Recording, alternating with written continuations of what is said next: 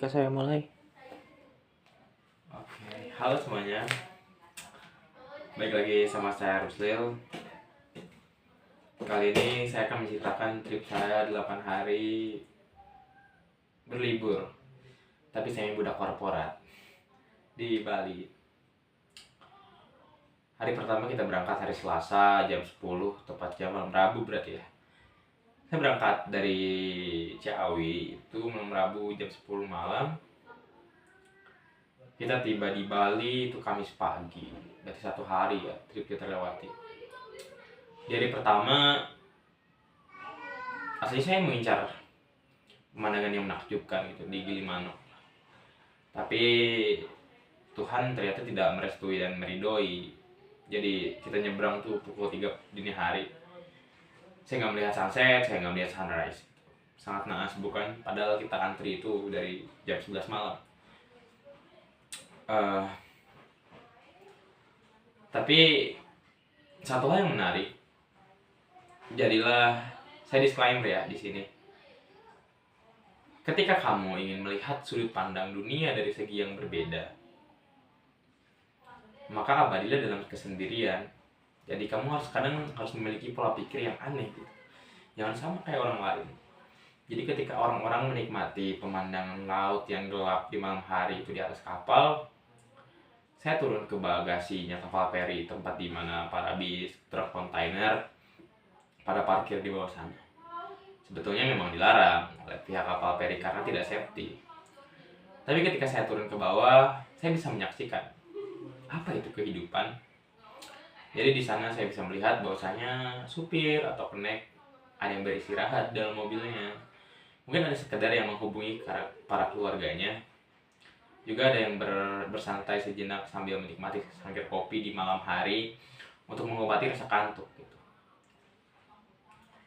Tapi satu hal yang mencuri perhatian saya adalah ketika di mana saya di bawah, saya bisa melihat ikan-ikan menari bebas gitu.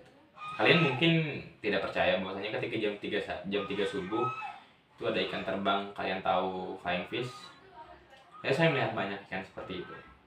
Saya pikir itu tarian yang paling indah untuk membuka kedatangan saya yang akan tiba di Bali tepat pada subuh pagi gitu. Saya rasa alam menyertai saya karena sebelum saya sampai pun saya disambut oleh tarian ikan-ikan yang memanjakan mata saya gitu. Di hari pertama saya mendapat pelajaran bahwasanya setiap pekerjaan itu melelahkan dan mencari rupiah itu tidak mudah. Tidak seperti kita ketika menghabiskan rupiah. Jadi saya rasa saya rasa pandai-pandailah berhemat karena tidak tahu esok lusa kita akan jadi seperti apa. Karena roda dunia itu selalu berputar gitu. Kita tiba di Bali pagi-pagi, kita mandi di rest area, kita sarapan, dan ternyata di Bali itu harus menggunakan tour guide asli Bali. Jadi saya pakai TG yang ada di Bali itu namanya Simbo. Dia menjelaskan secara rinci tentang destinasi wisata yang kita lalui sampai tak terasa akhirnya hari kedua sudah terlewati juga gitu. Kita menginap di salah satu hotel di Kuta. Dan saya baru mengetahui bahwasanya Indonesia memiliki Las Vegas dari sisi yang lain. Jadinya kita tidak terlalu tertinggal. Kita memiliki kesamaan di beberapa pulau saja dan di beberapa tempat saja. Singkatnya hari kedua terlewati, tibalah hari ketiga di mana saya mengeksplor lagi tempat-tempat yang ada di Bali. Saya merasakan sangat perbedaan dan angin Bogor dan angin Bali ya. Selain membuat kulit saya lebih gosong, ternyata Bali juga mengutuk mata saya agar menggunakan kacamata hitam.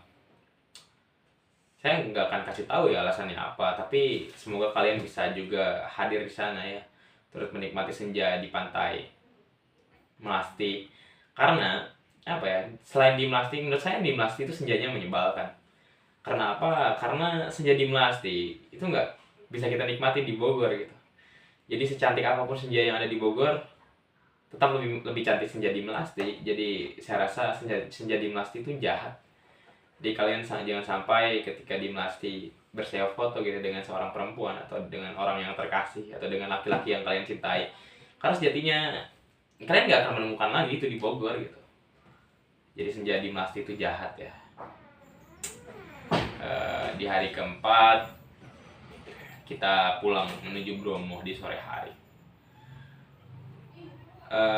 Ini entah saya yang aneh atau saya yang lain dari yang lain. Orang-orang menggunakan pakaian hangat, saya menggunakan celana pendek gitu. Orang-orang menggunakan jaket-jaket tebal, saya justru pakai kaos dan kemeja saja. Tapi terlepas dari itu, Bromo tidak pernah mengecewakan gitu dengan sunrise-nya, dengan matahari terbitnya. Karena ketika kalian di Bromo, kalian akan menyaksikan guys bahwasanya betapa ajaibnya gitu. Topi-topi yang menghiasi gunung, awan-awan yang berbentuk seperti topi itu ada nyata adanya. Tapi satu hal yang kalian nggak boleh lakukan di Bromo adalah jangan pernah membelikan Edelweiss kepada seseorang, karena seperti namanya bunga keabadian, memori yang ada di otak kalian nggak akan pernah mati. Karena Edelweiss itu menurut saya sesakral itu. Jadi hati-hatilah ketika main ke Bromo. Setelah ke Bromo, saya lanjut ke Malang. Di Malang saya menemukan banyak sekali keunikan. Seperti apel yang dijadikan keripik, yang dijadikan jus mungkin udah biasa ya. Tapi Malang selalu istimewa dengan keunikan dan udara sejuknya. Tiba di hari terakhir, kita mengunjungi dan menyambangi Jogja. Tepatnya di Candi Prambanan dan di Candi kita mau ke Borobudur tapi kita ada kendala jadi kita nggak jadi ke Borobudur. Tapi di Prambanan saya melihat sedikit keistimewaan gitu, bahwasanya wanita tidak menjamin akan menerimamu walaupun diberikan kemegahan dan keloyalan gitu. Tapi yang pasti wanita akan mencintaimu ketika kamu memang pilihannya.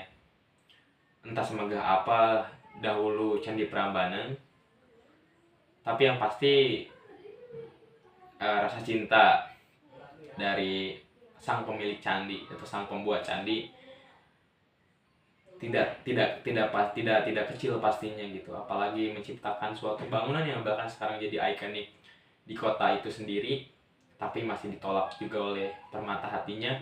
Itu bukan hal mudah.